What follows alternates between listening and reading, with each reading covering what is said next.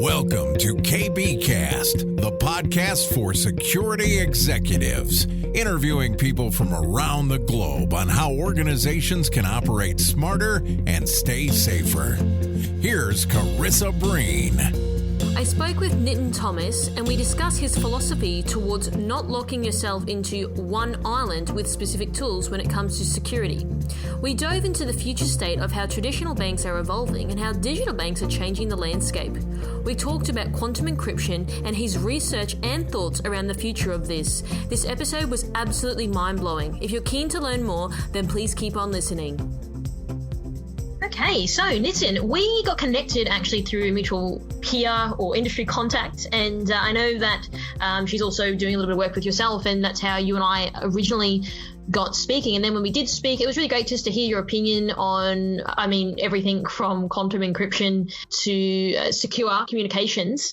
So I'm really keen to sort of dive into your thoughts and your experiences on those topics. But before we do that, we always like to start our podcast off with talking about you and your journey. So over to you to tell our listeners a little bit about where you sort of come from and what you're sort of doing now. Sure, sounds good. So I started in the cybersecurity industry before it really existed, I suppose. And the way I got into the industry was really when I was at university. So before cybersecurity existed as a term, people used to talk about information security, and cryptography was a big part of that. So I did my undergraduate degree and my PhD at the University of Bristol in the UK. And there was a very charismatic lecturer there called Professor Nigel Smart, who actually covered our security lectures. And I think it's one of those strange things, moments in life that define your journey, really, because it was really his lectures that got me enthusiastic about the whole field of security. And I found it really fascinating, some of the things that were happening at that time. And this predates a lot of what was happening in wider internet security. So this was more about physical devices like car security and this kind of thing back then. But I really wanted to dig deeper into this area and really research more of the cutting edge. So I stayed on and did my PhD at the University of Bristol, where I was looking at new ways of encrypting video data primarily.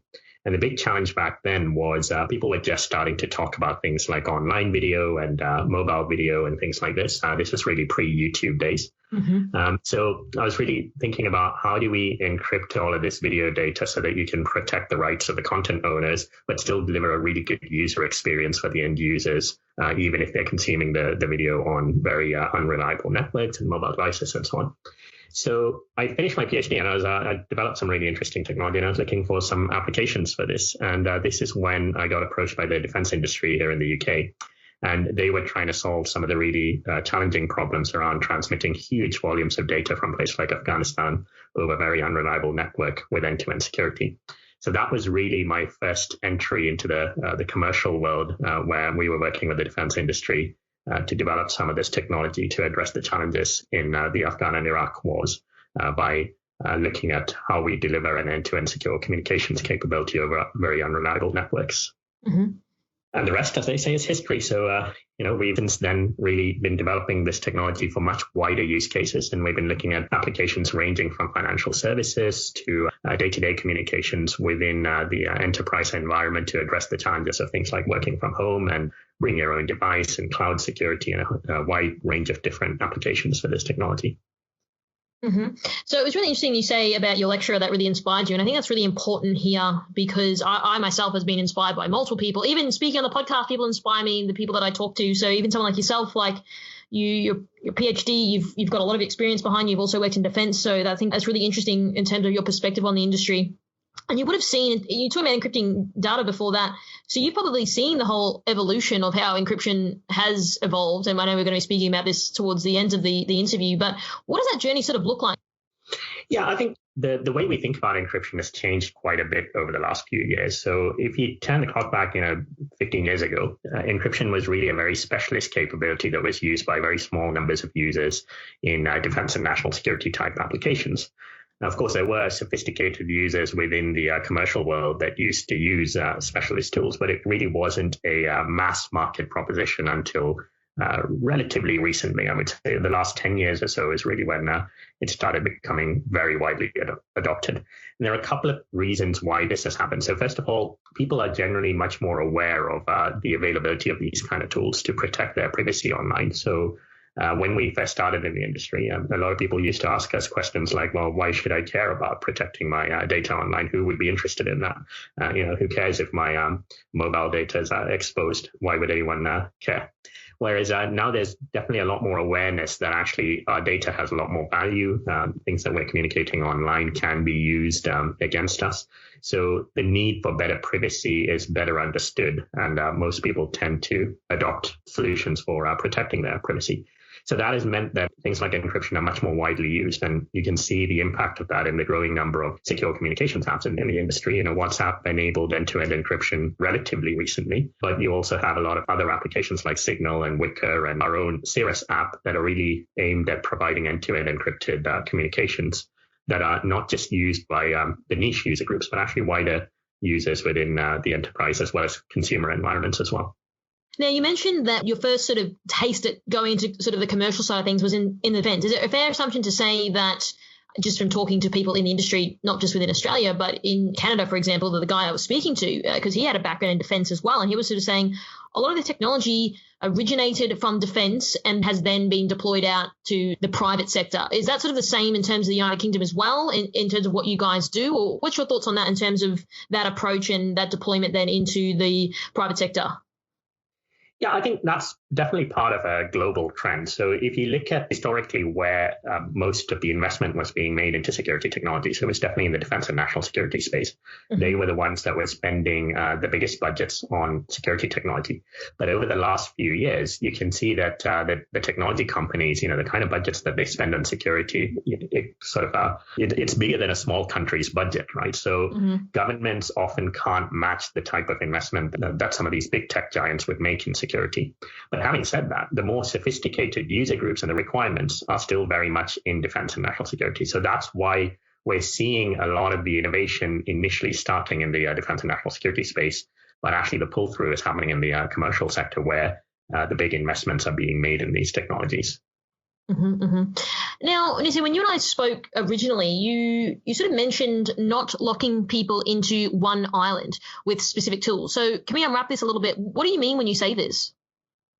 Sure. So if we look at the way that a lot of organizations are deploying security now, particularly in light of recent responses to the COVID interruption and having to move to remote working and home working very quickly, companies have had to prioritize business continuity over security without a doubt. And that's absolutely the right thing to do because we've had to make sure that there is some way of continuing as a business. Most businesses have had to make that trade-off. But what that has meant, and this is, of course, a longer-term trend, and it's not just because of the COVID response, but what it's meant is that companies are picking one or two platforms that they back as a tool for their day-to-day communication. So whether that's Zoom or Skype or whatever leading platform they might choose to deploy, that tends to get rolled out across the whole company. But what that then means is you get locked into that ecosystem of that particular product and platform. So what happens if you then want to communicate with another organization or a customer or a partner that's made a different decision on the platform that they want to use? Suddenly you've got these two islands of security that these two organizations have built that don't communicate with each other. So that's why I like this concept of an island of security. It's something that some of our partners in the UK government came up with. And the analogy is that you're effectively securing your own island of security, but it's very rigid and it doesn't allow you to cross over to a different island that might be built up by another organization. So a better way to do security is to not have such a rigid approach, but actually move to more of a concept of a bubble of security. So unlike an island, bubble tends to be a lot more flexible, right? You can grow a bubble, you can burst a bubble, you can merge two bubbles together. And the idea is that instead of focusing on a particular platform, you're actually focusing on your data and your communications across all platforms. And the control stays much closer to the organization that owns the data rather than the platform that you're using. So this means that you can integrate your security posture across all of the different platforms that you might want to use and have a consistent layer of security regardless of which commercial platform you might choose to deploy. But you also have the flexibility of then interoperating with different organizations that might use different tools to your own. So that's a much more effective way of deploying security as an end-to-end solution where you're not limiting yourself to the boundaries of the platform that you might have deployed. So that's a really interesting point that you raise in terms of the island. I really like that. I think that's a really great way of looking at it. So if you've got, okay, for example, you've got a video conferencing platform, so someone's using Zoom and maybe someone else is, using Microsoft Teams, for example, does that then become this point of contention where it's like, okay, well, I want to use Zoom. Okay, well, I want to use Microsoft Teams. Okay, well, I want to use another random third party that no one's ever heard of. Is that sort of where you're seeing the breakdown of this issue? Absolutely. So I think that's one issue. How do you agree on a common platform? But equally, the other issue is most of your security policy will be determined by the platform that you choose to deploy, right? So suddenly if you're moving to a different platform, all of that great work you've done around setting up processes and policies and so on goes out of the window because a second platform might not support the policies that you've actually implemented in your organization.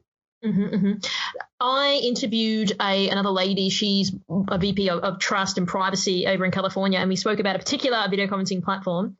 And the conversation wasn't about complaining or ranting that I've seen a lot of people doing online. It's more about, okay, this is a thing, this is a problem, and this was her response to solving that problem in terms of, yes, the controls and all that side of it, but then more from a decision-making point of view. Because as you would have noticed, when COVID sort of came around, for example, everyone sort of just followed the leader and then everyone was just going to the same platform. And my thoughts were, are people actually performing due diligence on these types of video conferencing platforms, for example? I kind of felt that people just sort of was like, okay, well, everyone else is doing it, so I guess that means it's okay. Now, that may be the case, but I don't think it was for a lot of people. And then sort of over the weeks, it started to unwrap. There was a lot of problems with this from a security perspective. Did you sort of see that as well? Absolutely. And I think, there's already been quite a few news stories around some of the popular platforms that are being used and the lack of security features in those platforms. And I think we're now in this interesting phase where there is a bit of an arms race among the leading platforms where they're trying to build up their security functionality. And they're all competing with each other to outdo each other in terms of functionality and feature set. So clearly the platforms are responding, but we're still a long way away from achieving consistency across all of those platforms. And it's unlikely to ever happen, really. So I think from an organization's perspective, they do need to think about ways in which they can achieve consistency across the platforms and not necessarily rely entirely on the platforms themselves to do that. And I guess it's due to the nature of what kind of happened. People have had to just react quickly, and I get that. And I think people have done relatively well from the intel that I've heard across the globe. And then I guess that sort of meant that people didn't have enough time to plan, or they weren't sort of expecting that a pandemic would sort of come around. So talk to me about your thoughts on this and where you're sort of seeing areas of improvement. And if so, what do you think people sort of learned from this experience?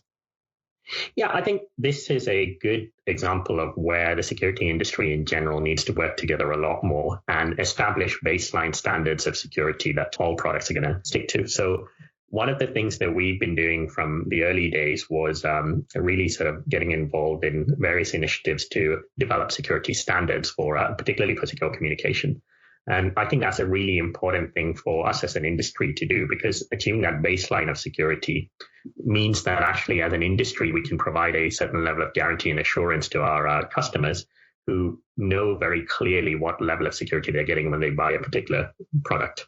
And the response to COVID really highlights this area for improvement in the industry, because actually that's exactly the problem, right? Because if you go and buy one tool, you don't really know what level of security you're getting until after you deployed it, at which point you realize there are certain weaknesses, but actually equally other platforms will have similar issues as well. So if we establish this baseline level of security that all products adhere to, then I think that's where we can start addressing some of these problems. And there's a few different initiatives that are happening at the moment that are looking at this area of achieving standards. So even before the COVID situation happened, if you look at the IoT space, for instance, the National Cybersecurity Centre in the UK has been doing a great bit of work around establishing secure by design principles that are aimed at manufacturers of equipment for IoT.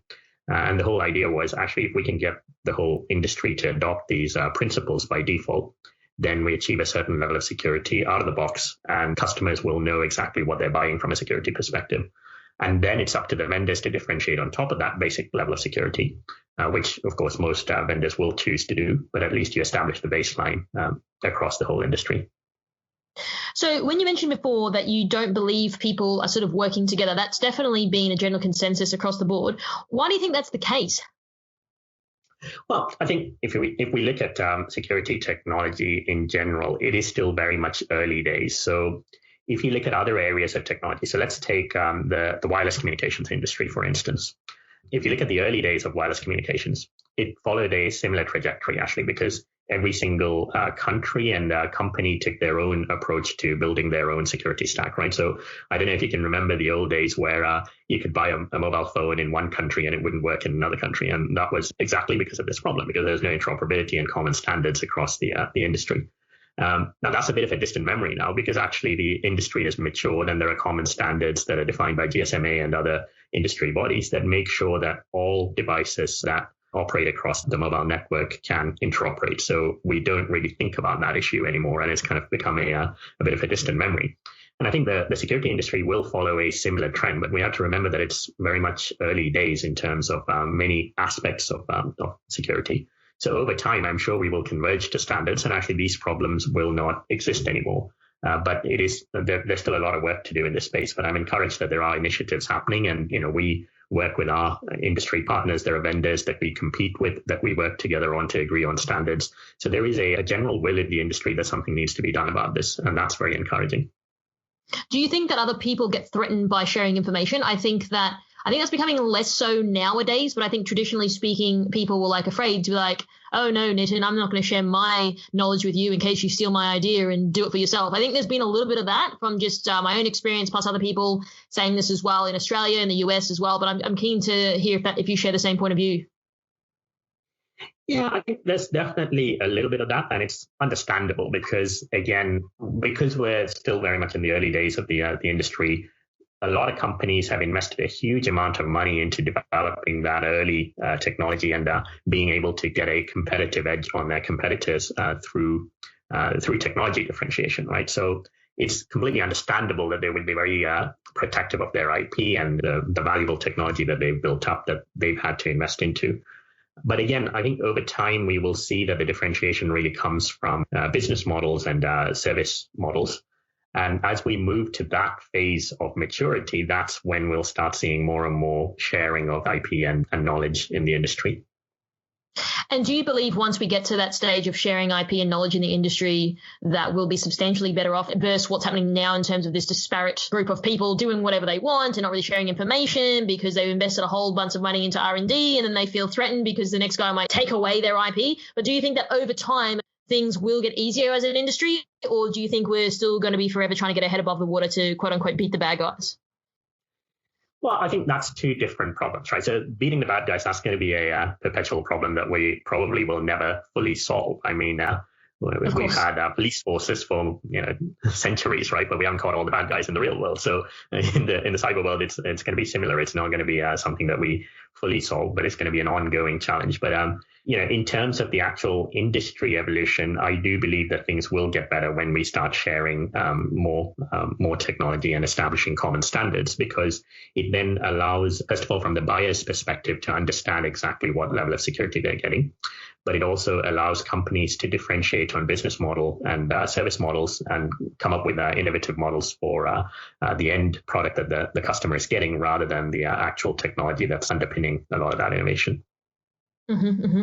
Okay, well, let's sort of move into talking about and deploying secure communications. Can you touch on what you guys at SQR Systems are doing and sort of problems that you're solving in this space? Sure, yeah. So we built a platform called Cirrus. That's a platform for secure communications for mobile and IoT. And the problem that we realized that a lot of organizations have at the moment is, first of all, when you look at this remote working and home working type scenario, this issue around lack of consistency of security across the platforms is a really big headache when, particularly for highly regulated enterprises like financial services and the public sector and energy and so on.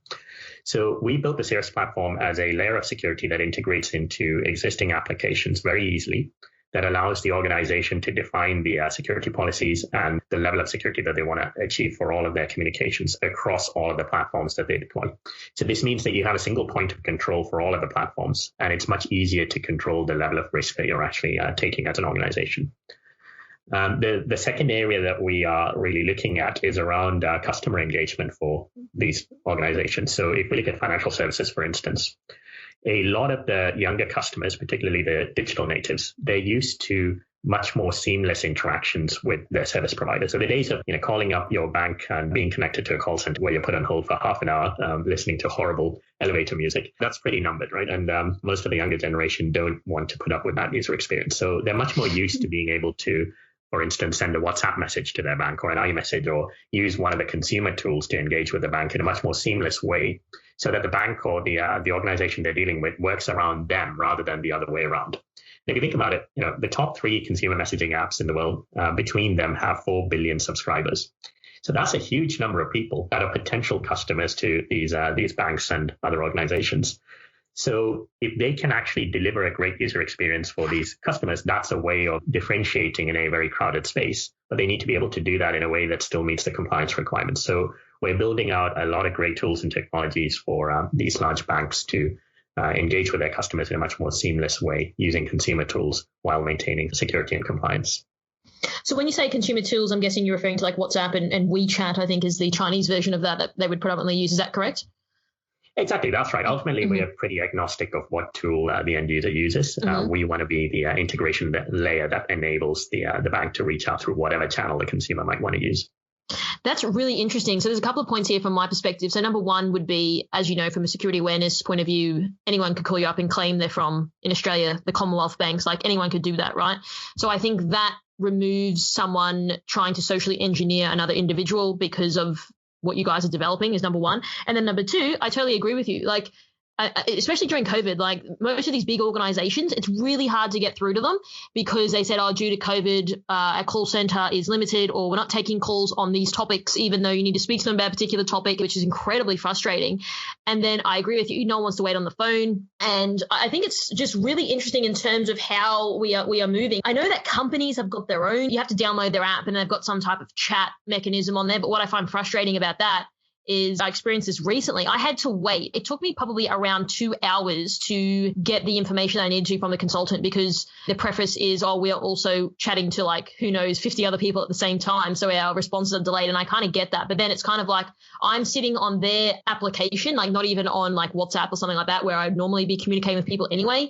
Yeah, I'm really keen from a customer experience point of view because that to me is incredibly frustrating.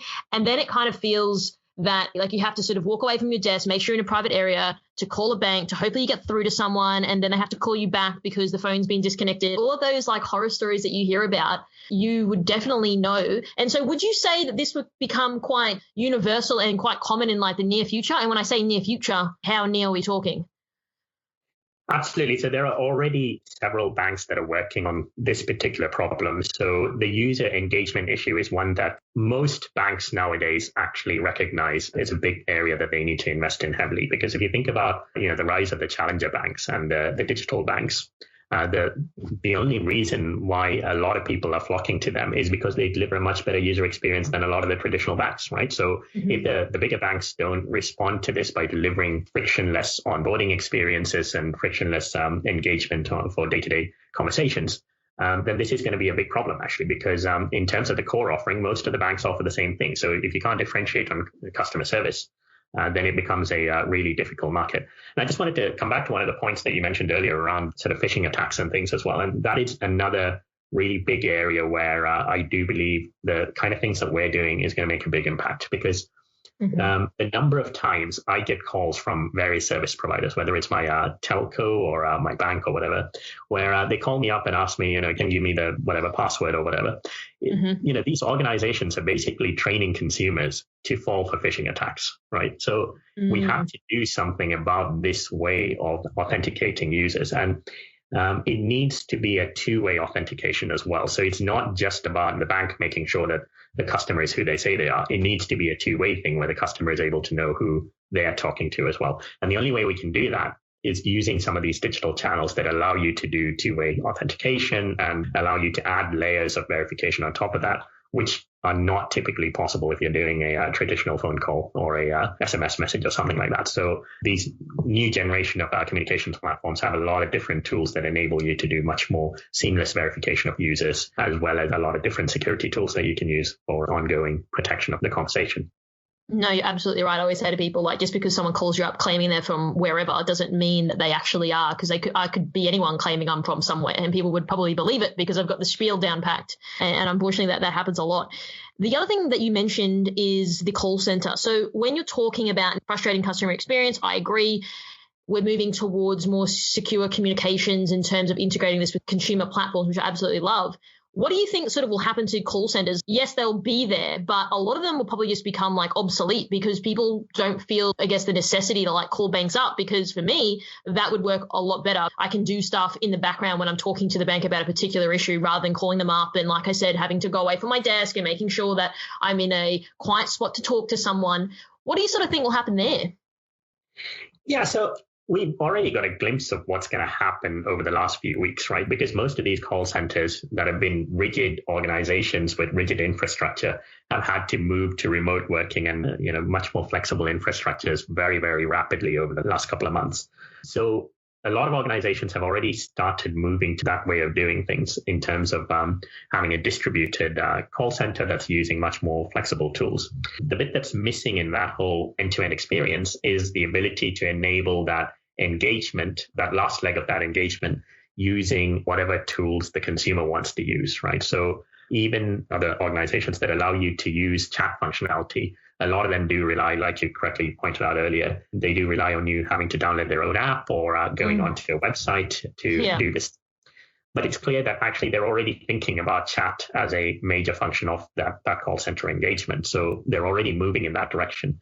So the piece that's missing is enabling that chat using existing channels, which, again, as I say, there are a lot of organizations that are looking at this space already.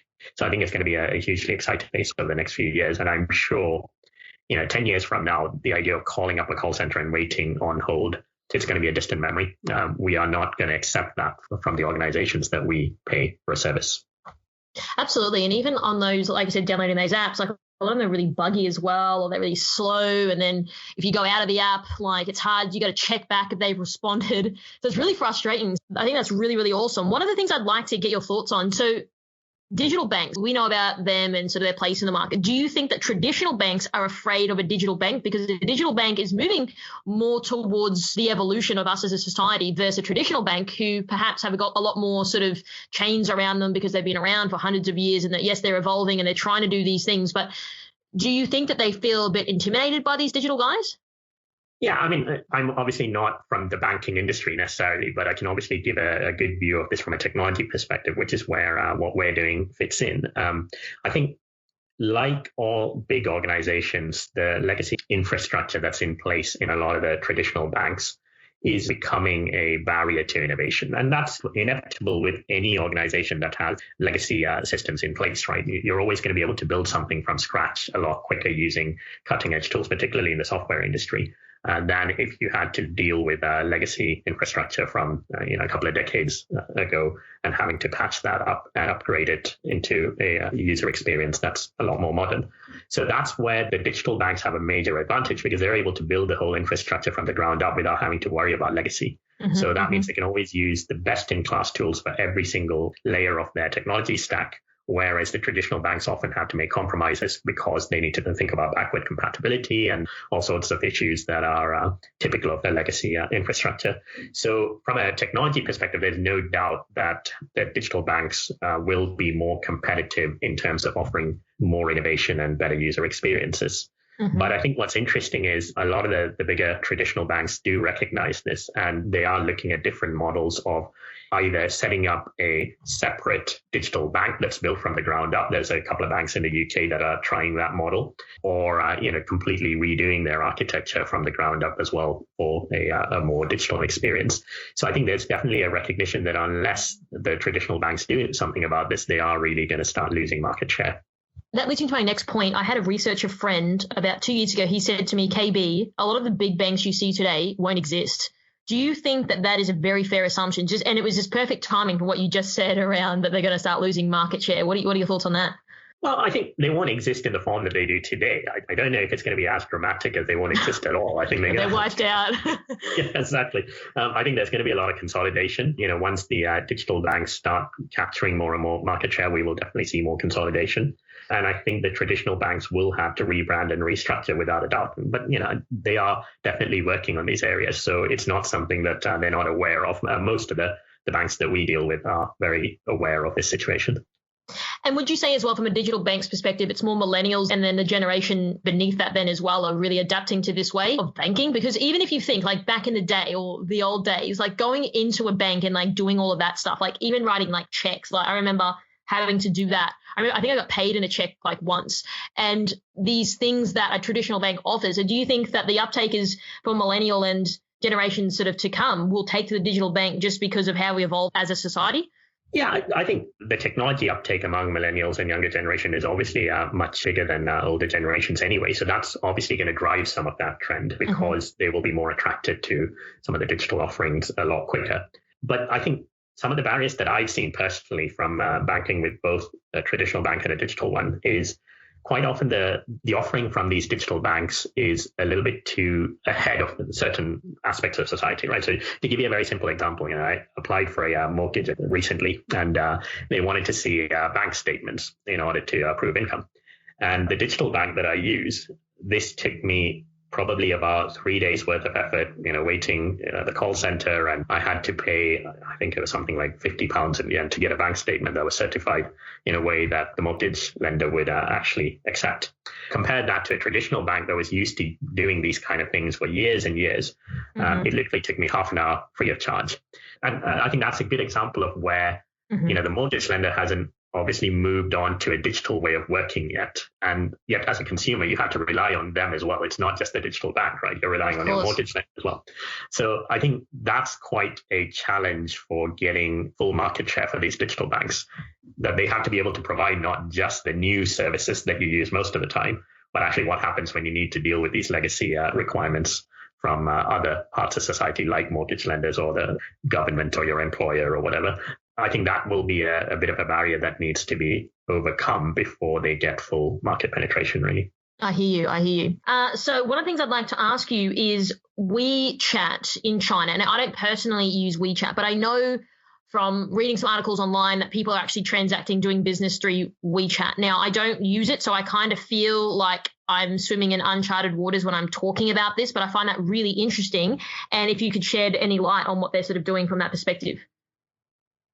Yeah, I guess WeChat in China is much more than a communications platform, right? So we probably recognize it more as a communications tool in the West than anything else. But, they have a whole host of services, from identity services to payment services and so on. And that comes back to this whole platform thinking that a lot of these companies are taking around not just providing the basic communication services, but actually a lot of add-on services as well. For instance, WhatsApp is another good example, actually. I don't know if many people are aware, but, in countries like India, they have payment services through WhatsApp.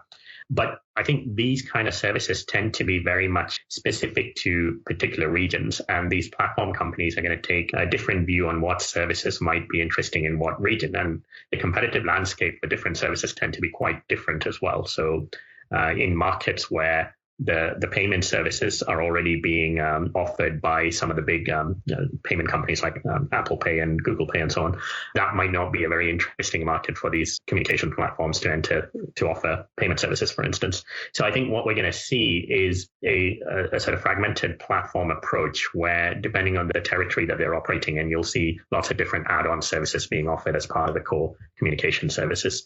And a lot of the big companies are likely to move in that direction. Now, I know from our previous discussion, we were talking about future trends. So I'd really love for you to open up about your thoughts on this. And it can be outside of like secure comms. It can be just anything in general. I really think that our listeners would get a lot of value about what you're going to say next. No pressure. Sure. So I suppose the two areas that I've always been passionate about are security and graphics, really. So unfortunately, I've had zero creative talent, which has meant that graphics is a bit of a difficult one for me to talk about, really. So I might stick with the security topic, which is one that I obviously understand better than most other topics. So if you look at the last few years, there's been a lot of great innovation happening in the security industry, and it's a very broad industry. So there are so many different difficult problems that people are trying to solve in this space. So this might range from something like authentication of users in a very seamless way so that we can finally get rid of all of those passwords and so on, to more interesting business models built around identity services and so on. But one area that I'm very passionate about is obviously the encryption side, which is what the Cirrus platform and SQR specialize in.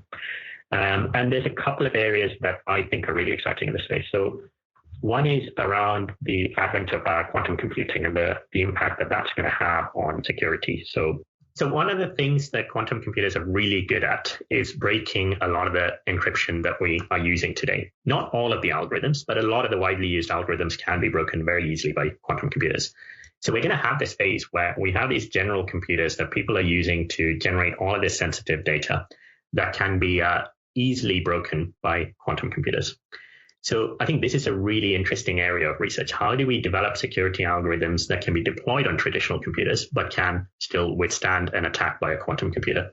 So this is an area that SQR and Cirrus is actually involved in developing a lot of the next generation algorithms. We fund research with the University of Durham, where we're sponsoring a PhD program. And we work with our partners, Crypto Labs, as well, around identifying the candidate algorithms that we can use today on traditional computers that will still allow you to protect your data to withstand an attack by quantum computers in the future.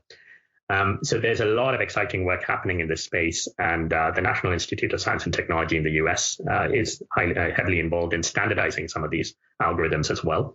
And I think over the next 2 or 3 years, we'll see some real innovation coming out in this space. So that's something that I find really exciting. The other area that I think is going to be really interesting is the area of homomorphic encryption. So you may have, some of you may have heard of this term. Basically, in a traditional encryption system, once you encrypt the data, it's very difficult or impossible in most cases to do anything meaningful with the encrypted data until you decrypt that data. And that's to do with the characteristics of the algorithm that you use to encrypt and decrypt the data, which means that any change you make to the encrypted data prevents you from decrypting the data correctly. Now, this is a really big challenge in areas like cloud computing, where you might be storing a lot of encrypted content that needs to be searched or audited. There's a whole host of things you might want to do to that data, which means that you're either constantly decrypting that content and exposing it to potential cyber threats, or you have to actually store the data unencrypted in order to enable you to search it and audit it and so on. So homomorphic encryption is a whole new class of encryption algorithms that allow you to do certain operations on the encrypted data without destroying the ability to decrypt that data. So a typical operation might be search, for instance. So if you can search through encrypted data without decrypting it, it means that you can provide true end-to-end encryption even on cloud services where you might choose to host the data on a cloud service provider that you don't necessarily trust, because actually they don't need to be exposed to any of the decrypted data. So this is a real game changer for cloud computing, because it means that actually you're removing the reliance on your infrastructure to provide the security and enabling the security right from the moment that the data is actually produced at the device where it's produced. And then you can keep the data encrypted and protected throughout its lifetime, wherever it goes, whether it's on a public cloud network or over an untrusted hotel Wi-Fi, it doesn't really matter. So that's going to be a really big game changer in this field.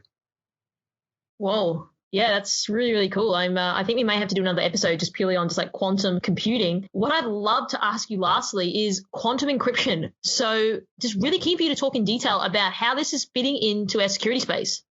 Sure, yeah. So just to clarify, with quantum encryption, there's sort of two different areas of where that's happening at the moment. So one is the actual quantum encryption, which is where you're using the principles of quantum mechanics to deliver encryption capability that is potentially much stronger than traditional encryption. But because these algorithms rely on the actual principles of quantum mechanics, you actually need a quantum computer to be able to do this, right? So without a quantum computer, you can't run these algorithms on a traditional computer. So the second class of algorithms are the quantum resistant encryption, which is what I spoke about earlier, which is where you're developing classes of encryption algorithms that can be run on traditional computers. So you're not necessarily relying on any quantum mechanics to be able to do this. It's more about identifying algorithms that quantum computers can't break, or can't easily break anyway. So that second area, the application of quantum resistant encryption, that's something that's hugely exciting at the moment. And there's a lot of good work happening right now and a lot of practical applications for this technology, because they can be deployed on computers that exist today. And I think this is a really important area of work, because if you think about the data that we're putting online today, it's very easy to say, well, quantum computers don't exist today, so why do I care about that? But actually, a lot of the data that you're putting online has value not just today, but over the course of your lifetime. I think most people would be uncomfortable with the thought that their health records that they're putting online today might become public knowledge in 10 years' time, right? So, or their tax history, for instance. So there's a lot of this kind of data that we're putting online that we actually need to be protected, not just today, but forever, potentially. And you look at government data, it gets even more scary when you think about military secrets and so on, and national security secrets that have a lifetime beyond just the next 10 years. So that's why the area of quantum-resistant encryption is really important, because it allows us to build technologies to protect the data that we're generating today, even beyond the time frame where quantum computers will be developed. So that's a really important area of work that we're doing. So even beyond where quantum computers will be developed. It's very, very impressive. Yeah, I'm just blown away. I really, really appreciate the chat and your knowledge and your insight. I've got so much stuff I want to go off and research now after this chat. So Nithin, I really appreciate your time and the value that you provided, not only to myself, but to our listeners as well. If people are keen to ask you a question that perhaps I didn't already ask you, even though I did ask you a lot of questions, how can they go about reaching out to you? Oh, absolutely. I would love to carry on the conversation, actually. So, I'm on LinkedIn and Twitter, so please feel free to reach out to me if you want to discuss any of these topics. Awesome. Well, listen, again, thank you so much for your time, and I really do appreciate it. Thanks for hosting me. Thanks for tuning in. As always, we hope you got some new ideas or ways of thinking from this episode. And remember, you can always reach out to our guests if you do have more questions. Don't forget to subscribe to this podcast, and we always love to hear your feedback. So leave a review on iTunes and we might just give you a shout out on a future episode. You can find me on LinkedIn as well as on @IamCarissaBreen on Twitter and Instagram. And if you'd like to know more about how we help tech companies, check out carissabreenindustries.com. Until next time, stay safer.